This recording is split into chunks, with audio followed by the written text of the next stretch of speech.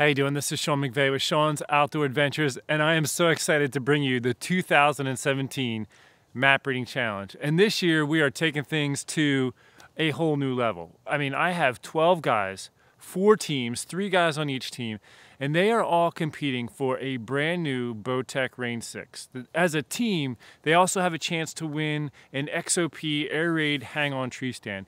And you know, if you've been following the series, that you also have a chance to win a Bowtech Range 6. And you also have a chance to win an XOP Air Raid hang-on tree stand. And if you don't know how to do that, I'm going to cover that a little bit later in the episode. But for now, I need you to realize this episode counts toward the guy's overall score. So if you want this guy to win and his team to win, you need to really help him out by promoting his video, by sharing it with as many people as you can and say, hey, watch this video, help my friend win a brand new Bowtech Range 6. In this video, you're gonna follow John Klopp from Team Men of Faith. So let's go ahead and see what happened with John on the scout trip for the Map Reading Challenge. All right, Mr. John Klopp, give us a rundown. You will have just completed the Map Reading Challenge scouting portion. I want to hear what you saw, what you didn't see, what you're thinking, and if you're looking forward to coming back or what. Talk to me here.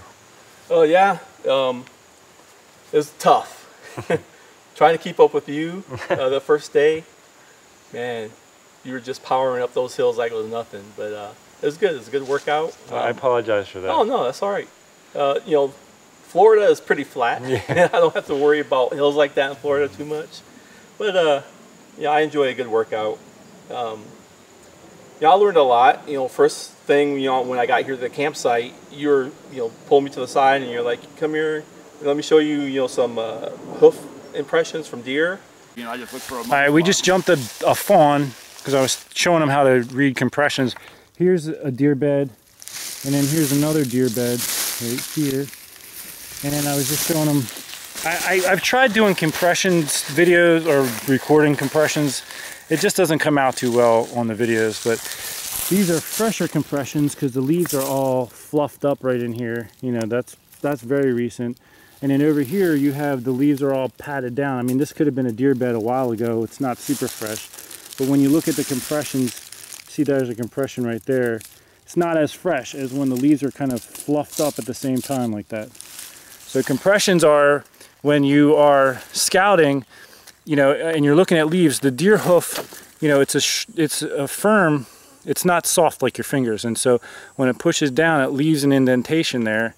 And you know, if you learn how to see them, they pop out at you. Like there's a whole bunch of them right in through here.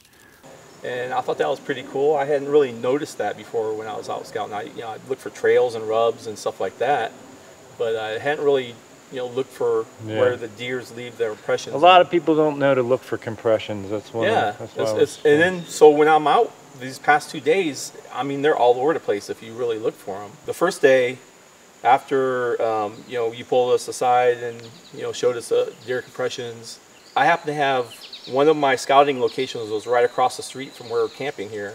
So I decided I'm just going to head on over there and check that out. And so I went across the street. Went down pretty steep hill into a ravine. It was a dry creek bed, and there was a draw that kind of grabbed my attention right away. And as I was looking at the draw, I could see a trail going kind of, you know, sideways up at the spur next to the draw. And so I followed that up to the top of the spur, up onto a ridge. And I'm looking around, I'm seeing scat all over the place. I mean, deer scat here and there and everywhere. I was like, oh, this is pretty encouraging. That's what you like to see. Yeah, I'm looking around, and it's just like, it's a party zone, I think. So I'm looking around trying to find, party zone. You know, some good trail signs. You know, the trail I saw coming up there kind of just broke off into all different directions. So it was hard to nail down like one specific trail in that area yesterday. So anyways, I was looking around, and I came to the south side of the edge of the woods, and there's a big clear cut area that goes pretty far down. And I looked out, and I'm looking to the east, and I noticed there's a doe staring at me on a little ridge, probably about maybe 75 yards away. Nice.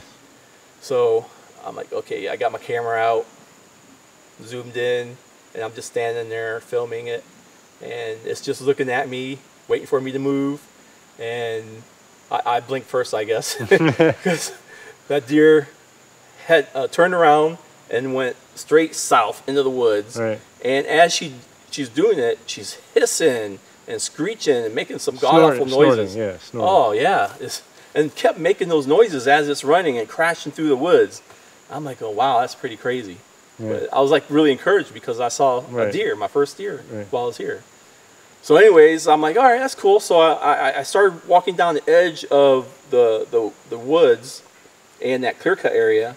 And I said, I'm going to go check out where she was standing just to see if there's Right. some signs and stuff like that. Trail. Thinking. And I walk up to there, and once I got on that little ridge that she was standing on, and I looked a little bit further east, I saw 2 doe grazing in the clear cut area down there.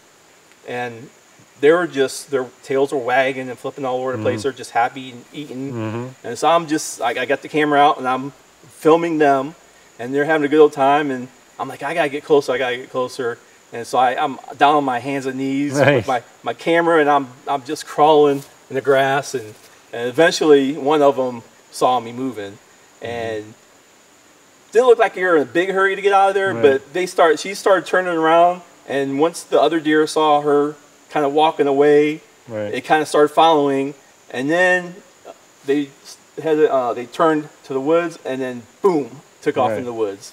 So I was like, all right, cool, 3 deer, that's awesome. I'm having a good time. So I'm like, all right. So I'm like, I'm going to go back in the woods and check out, see if I can see some trails, find maybe a good place where I could set up, a tree stand. So I walked, I'm starting to turn to the left to go back into the woods. And as soon as I did that, I saw a buck poke his head out and look at me. And then he just turned around and took off, started crashing through the woods. And it sounded like he was coming back the way I came, up that draw in that spur. Yeah. So I'm like, oh, let me go in there and see where he came from and everything. And so I kind of found part of the trail where he came from. Right. And I'm like, oh, this is cool. I need to check this out again tomorrow because it's getting dark. Right. And I didn't really have enough time to really look to see if there are some good trees to hang something on. So anyways, we came back, ate and everything. We set up the tents, slept.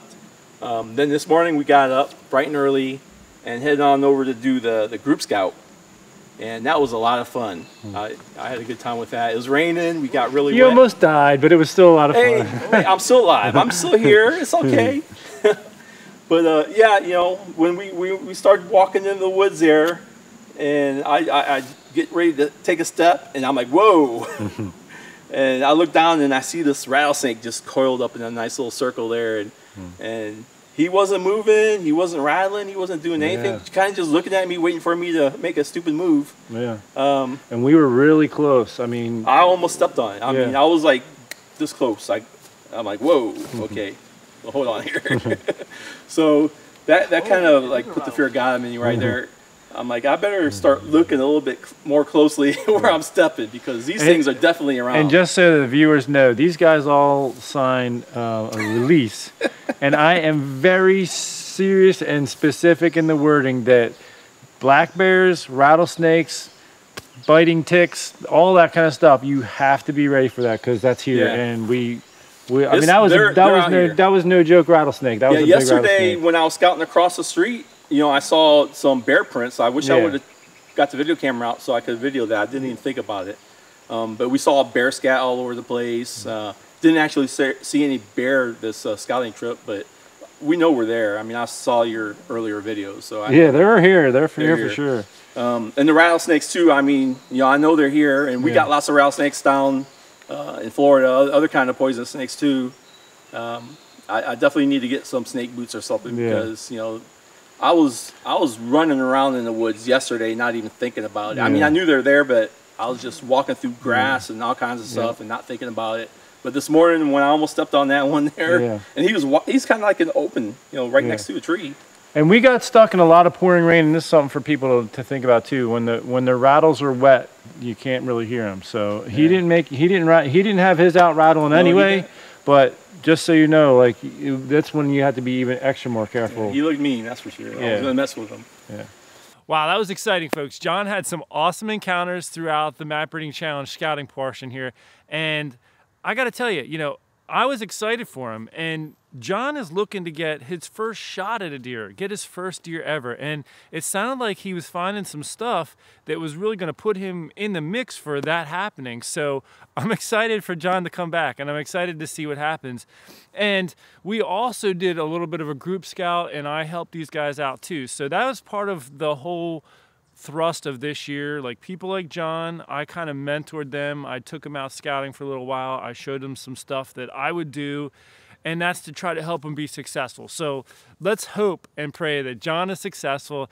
And remember, you can help him out by sharing this video and getting other people to watch it, because the view count on this video will be added to his total score, which will help him win those prizes. And for you personally, if you'd like to win a brand new Bowtech Range 6, or you'd like to win an XOP Air Raid Hang On Tree Stand, go to the link in the description section of this video, which will take you to my website, and it has the places for you to sign up for those things. So there's going to be a place to sign up for winning the Bowtech, and just get on my newsletter, and that's how you'll be able to get access to winning the XOP Air Raid Hang On Tree Stand. And remember also that you can vote for these guys. So by voting for these guys, that's also how your name goes in the mix for the Bowtech Range 6. I am very excited to bring you the next episode. I hope you're going to stay tuned. We're going to be rolling out episodes every single day until all the scout trips are out. So from now, for the next 12 days, you're going to have a new episode every day. I hope you'll stay tuned. Until next time, take care and God bless.